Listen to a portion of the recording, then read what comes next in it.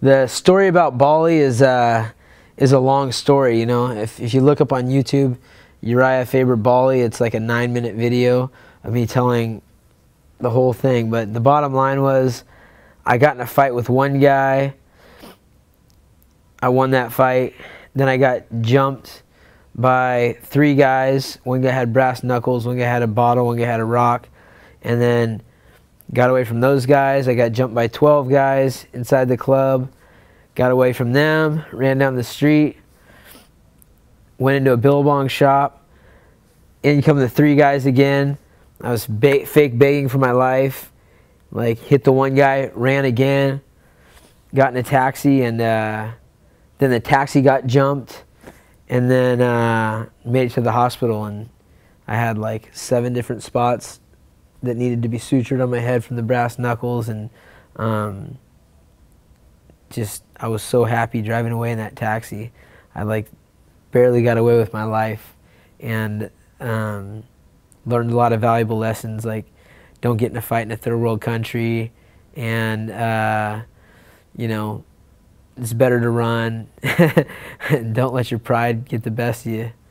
The start of the fight was basically a guy just picked a fight with me. I was just dancing with 3 European chicks, like chubby chicks. They weren't even like, you know, hot chicks. I was just there by myself. My buddy had gone home because he was sober, and 8 months sober, and he didn't like being around the alcohol and stuff. So he had taken our like guide and gone back to the house.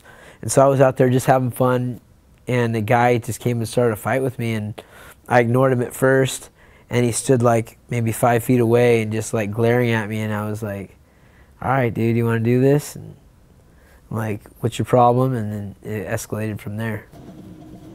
Yeah, Nick Diaz has talked about, you know, not necessarily, I mean, what's he talked about? Yeah. I love Nick Diaz, by the way. He's one of my favorite fighters and a friend of mine. But guys like Nick Diaz, who's basically, you know, one of the jewels of our sport, you know, for a lot of different reasons. I mean, as far as a fighter mentality goes, that guy's got it, you know, in a you know, tireless work ethic and a constant commitment to getting better. I mean, you just see that guy embodies mixed martial arts, and he's brought up some points about the way they judge fighting, and I don't know about necessarily implementing the yellow and red cards of Japan. I think that was a way to dock money and you know, push the action, but I definitely think that they should look more at damage done in a fight, and not just on the takedown or the takedown defense, things like that, like who's done more damage. And then I also feel like the later rounds should count for more, and that's because, you know, this fight world and the sport that we're in, it looks at, you know, simulating a fight to the death, really. You know, and we put some laws to it, and some honorable ways to submit and judge who won and who didn't win. But the bottom line is, you're out there showing another person that if we were on the street surviving for food or procreation or whatever else it is, that I would be the man that survived. I'd be the alpha male. And I think they should take that into account when you're looking at fighting. And it should be who at the end of the fight did the most damage and who's willing to last at the end. I think it's important. This has been a crazy couple weeks for me. I was in Utah, and I went home for 1 day. I went to LA, then I went to San Diego. I went home for 1 day. I went to Oregon, then came straight to Sweden. And I'm only here for 2 days. Not enough time, because it's beautiful here, and I'm really enjoying the time already that I've spent. And there's a lot of beautiful women here. Geez, I don't know what you guys put in the water, but it's pretty incredible.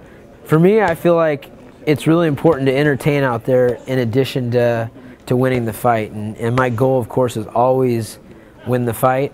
But, you know, I don't necessarily think about it so much, but there is a nervousness about me when there's a lull in action. I don't like the feeling of 2 guys sitting there without anything happening. It makes me uneasy, and I don't know if that's the fight instinct or the entertainment side of it, but I feel like I've been able to think outside the box and be creative because of the fact that I'm well-rounded. You know, I don't fear going to the ground. I don't fear getting in a submission situation. I can stand up with anyone, and so that allows for room for error and the ability to let it all hang out. And that's the best fighters, are the ones that just say, all right, you know, I'll take this fight where it goes and be comfortable wherever. And that's my mentality, and it's allowed for me to be entertaining and exciting and for the most part on the winning side of things. Do we do anything else? I mean, as far as benefiting people? That might be a factor, and the other factor is he's fighting me, you know. There's all sorts of guys that look great when they fight, and then it's a different story when they get right in front of me, and I plan on that being the case. Yeah, you're right up! Yeah, what's up, Tito? It's our boy, California.